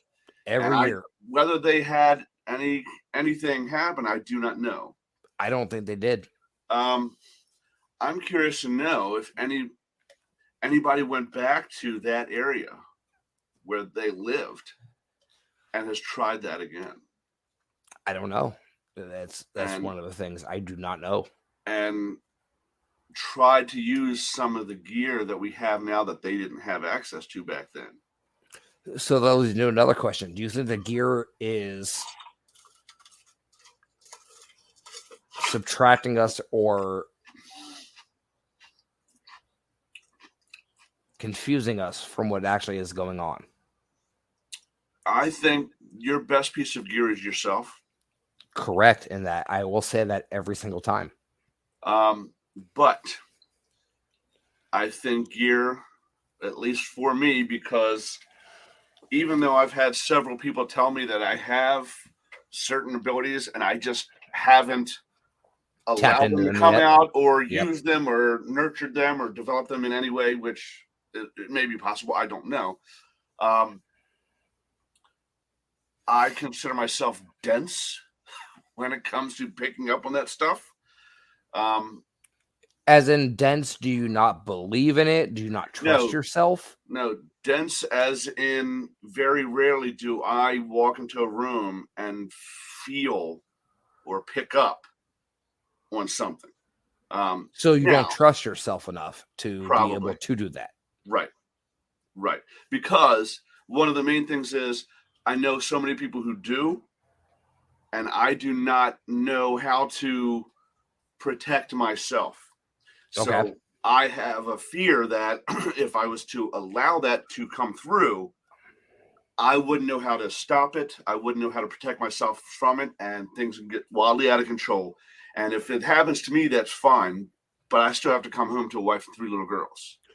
I completely get it. My wife actually has video of me that things I have picked up on and actually have hitchhiked with me home. And I am the type of person that just out of a nowhere snaps and can go right into a channeling mode.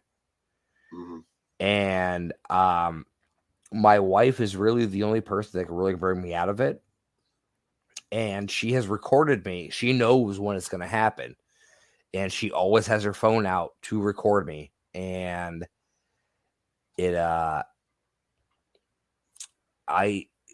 my voice completely changes. My facial features completely change. Everything.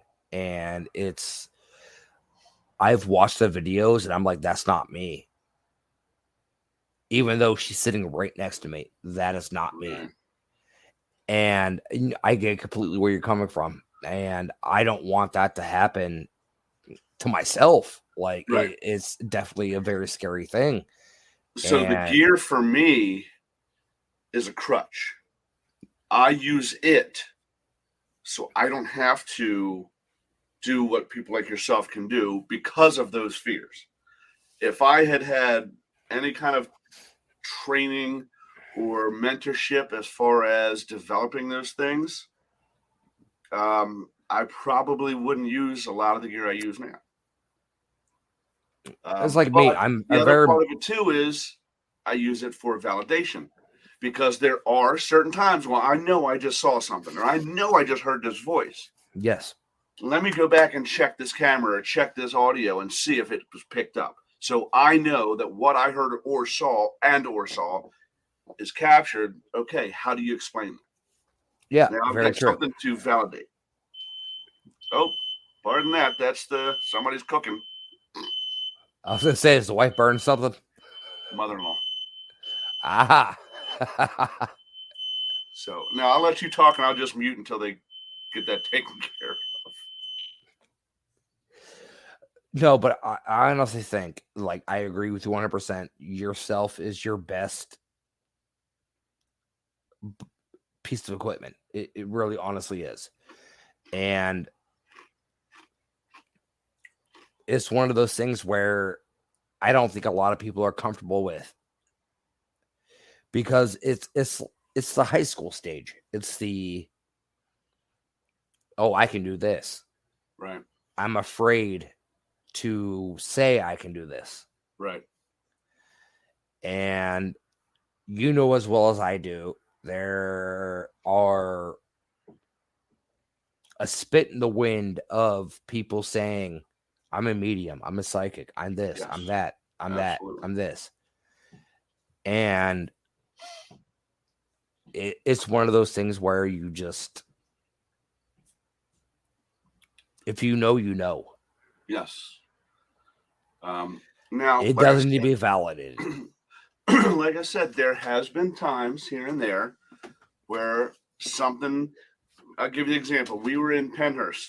Hey, Jim. And it was all four of us. Haley was with us, and Janet had come in and went with us.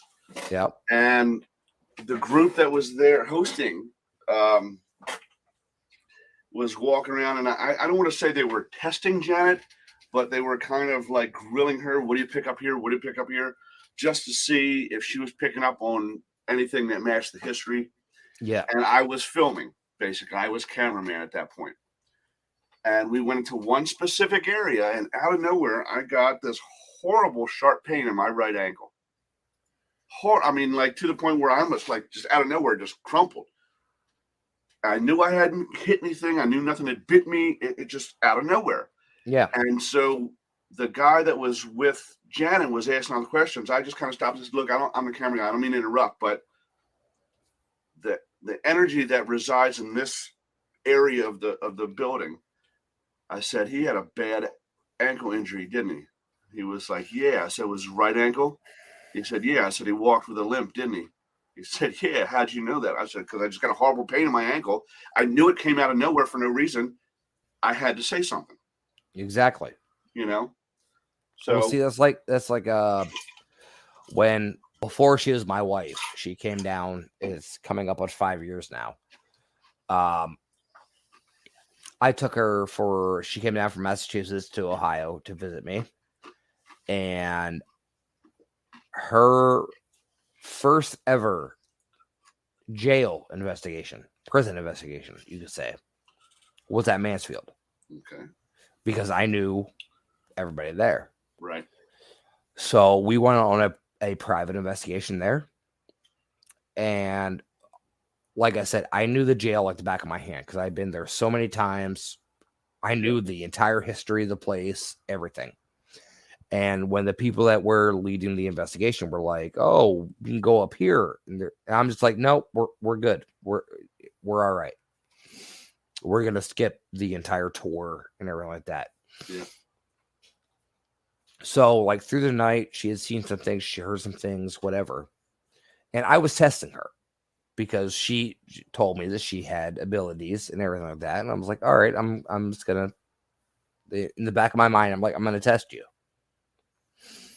So I took her to a location in the prison above the chapel. Oh, yes. And that narrow stairway through the wall. Yep. Yes, sir. Yes, sir. You are familiar. So I took her up there, and she immediately grabbed her chest and bent over.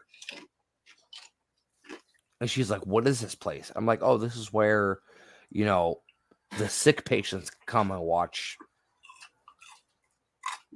the Sunday church services, And she's like, "I got to get out of here." I'm like, "Okay." So we go down. About 2 hours later, I ask her, and I'm like, "So you kind of felt some things here?" I'm like, "Most notably up in that area." She's like, "Yeah, what was that?" She's like, it hurt my chest. And I'm like, "Okay, well, that was the area where the people that was diagnosed with TB would come to have Sunday church services." Right. And she's like, "Are you kidding me?" She was so pissed at me. But it validated for me that she could actually pick up on things. Yes. I mean, TB is a very awful disease. Absolutely. That does affect the lungs. So, but I've had very interesting experiences all over the country. One of the places I want to make it to is actually Florida. Originally, my wife and I were supposed to go to Savannah for our honeymoon. And dear COVID has made everything so damn expensive. Yep. It's just not possible right now. So, exactly. So we're going to do the jump in the car and let's drive and see where it takes us. Nothing wrong with that at all. When I was a kid, 10, 11, 12 years old, we used to go down and visit my uncle who lived in St. Augustine. Oh, yep. Which, if you've ever been, is an absolutely beautiful city. Oh, it is amazing. I've been and seen the Ponce de Leon area. I've been down, and I don't remember the name of the street. It's a street not far from the Ponce de Leon thing. Have you seen Robert, though? What's that? Have you seen Robert? No, that's down in the Keys. Oh, was it down in the Keys? I thought it was St. Augustine. Yeah. No, that's down in the Keys, and I've never been down that far. But there's a street in St. Augustine that is lined with the trees that grow up, and it's a giant tree canopy. Mm-hmm. And so even in the middle of the hottest and sunniest of summer days, it still looks like it's evening. It's just beautiful. But we went to the old, it was Old Spanish Fort, wasn't it? Yeah. Old Spanish Fort down there in St. Augustine, which is incredibly active. And again, 10, 11, 12 years old, before I even knew what paranormal activity was, I had no problems walking all around. Mom, I'm going over here. I'm checking this out. Okay. And, back in those days, you didn't have a problem letting your kid wander off at that age. Yeah. Because, didn't have all the sickness we have now. But if I you mean, did, back then there was hidden a lot better. DC and everything else. Right. But even then, I remember going into one of the prison cells in the lower levels and just remembering the feeling that I got of, if I'm in here, I'm probably not going to make it out alive. The sadness, hopelessness, You were soaking in all those feelings. Room. Right. Oh, yeah. And then remembering saying out loud to myself with no one else around, I shouldn't be in here. I'm going back upstairs. Yeah. So, but yeah, that place was beautiful. All right. So, well, here's what we need to do.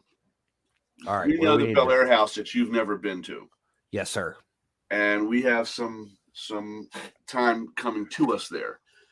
So as soon as we can set something up where I'm actually able to attend because I don't have to work Saturdays anymore, we will do so, and we'll schedule with you. Yes, sir. And then in the same token, since you're such good friends with Miss Sharon Dawn Coyle, anytime you want to set something up to get back to Rolling Hills and I'm available to go because I don't have to work Saturdays anymore, whenever that may be. I do want to set up. That's something that the wife and I have talked about, setting up a private investigation at Rolling Hills with a group of 10 people. That way it is very small and intimate. And yes. I mean, even that place, you could have 20 people in there not running a single person. Yep. So, I mean, that ironically enough that you say that, because it was about 20 people that were there when we went. And okay, so the common room where you keep your equipment, and they the have green the room table and all that, right? Yep, the green room. Come out, you go to the left, and there's a set of stairs that goes down. Correct. When you come down to those stairs, you come out of the stairwell, so to speak. Mm-hmm. To the left of that, at the end of that hall, is a room. And to the left of before you get to the room on the left, it's almost like a cutout, and I think it was like lockers. It used to be lockers there, yeah. And there's a steel door that, if you were to go through it, would come back out into the stairwell. Yes. Yes. Okay. That steel door was welded shut. Yep. Okay. Jim is setting up just outside that locker area, facing the room at the end of the hall. And I said, I need to go back up. I left some batteries up there. So I go back upstairs to the common room there. And I guess for some reason he thought that I had come back down because he saw Sharon just told me the story a couple months ago when we were down there. She just told me the story. Yeah, where he turned around and saw a man standing there and said, "Excuse me, am I in your shot?" Thinking he was setting up somewhere where this guy was already setting up, and the guy never said anything to him and went through the doorway. And I come out of the stairwell. He said, "Where'd he go?" I said, "Where'd you go?" the guy that just walked into the stairway. I said, "Dom, the only one on the stairs." He swore on his life he saw it, and he went. I said, "Not only how did he walk through the door? Number one." I said, "Number two, that door's welded shut. He couldn't open it and went through." So, yeah, and again, here he was thinking he was running into another investigator shot, and 20 people there. There was nobody even in. You could put 30 people. Of us. You could put 30 people in the rolling hills, and you never run into a single person. That place is so massive that you can't. The same way with Hillview Manor. It's the same way with another place we've never been. No. Hillview. Yeah. Hillview was amazing. I actually did a Halloween event out of there with my group, and it was absolutely amazing. Actually, there's I'll send you a link for it, but I had some very interesting things happen to me at Hillview that was actually captured on camera. Nice. That I cannot explain, and it was probably one of the best things that ever happened to me. Russ, have you been to South Pittsburgh before? I have not. That's one we've sort of really been anchoring for a while, and COVID sort of knocked things all back. Exactly. I've really wanted to get down there, but I have not been down there yet. And like when I lived in Ohio, it was right there. We'll keep you in mind, then. That's great. Yes, please do. That would be fantastic. And we have to get our buddy Mike Simpson because he's been there a number of times. And he's friends with the owner and stuff. We actually have two good friends who are friends with the owner, so they can hopefully set something, Yes, please. If you do Old South Pittsburgh, please let me know. I mean, that'd be awesome to do. I've never been there myself, especially living in Ohio. I don't know why I've never been there because it was just a short jaunt, but it'd be definitely great to see. Yeah, and I understand that people are very, very nice. It's set up real nice for you too. You bring your bedding and stuff, but you can crash here and there. I'm at my age, I'm crashing. My all-nighters are gone. I don't blame you. I hit 9 o'clock and I'm done. Speaking of which, we're now out of time. That was a very quick 2 hours, but a very interesting 2 hours. Yeah, and Russ, thank you so much for you guys for having me. Yeah, no, it was really interesting. Really enjoyed all your tales and experience. Well, some of the questions that he posed were fantastic, and you know what? That got into very good conversation and dialogue about some things that I hadn't even considered before. So that that was very educational for me. Yeah. So I want to thank you for bringing that to the field. I also used to be a radio show host, so I know the question to ask. All right. There you go. Well, you got a good radio voice. Yeah, you got a face for radio. I mean, a voice for radio. Yeah, absolutely. I do, not the face. It's a face for radio. That's for definitely sure. Well, thanks again so much. And as soon as we can get some of these things set up, schedule willing, we will get these done because we've got to get to an active location. And yeah, get some it's been a while. Done. We're sort of biting at the bit. Yes. Hey, Hoover House in November. Well, I mean, we're always there, but I want to get someplace new, someplace different. You'll love it though. You will. You will. It's like I said, it's the spirits there are very inviting, very comfortable. But yeah, if you're looking for a place that somebody's going to get pushed or scratched, or you're going to get out, you're coming to the wrong place. But they're very revealing. I mean, we really talk what I consider a lot of high-end intelligence and very amenable. Get some interesting insight. And just to throw this out there, we've even had with family instance, health issues and that, we've had our loved ones come through and tell us, give us a heads up. And it's turned out to be true. So we really feel blessed. I mean, what a marvelous gift to be able to connect with your family and they give you a heads up on, a critical health situation or something like that. That's awesome. That's awesome. So, yeah. Thank you guys so much for having me. I really appreciate it. Russ. Yep. Thank you so much, my friend. Enjoy the rest of your Memorial Day weekend and stay safe. And All we'll right. be in touch, man. We'll see you. All right. right, Take thanks. care. Thanks. All right. And thank you all for staying with us and joining us on our new time and date. So we will be back in 2 weeks. And hopefully I was trying to get Lori for next 2 weeks. So I should hopefully have a yay or nay on her this week. So as soon as I learn, I'll post that up and we'll let everyone know. Lori, when she comes on, will be doing readings on live. And I am still trying to get that one special guest. That movie is in post-production now. So as soon as we have that guest, we will let you know. Everybody stay safe and enjoy the rest of your holiday weekend.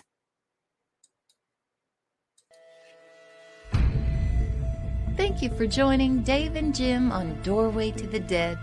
Catch us next week right here at 8 p.m. every Thursday as we open the door to paranormal discussion and more.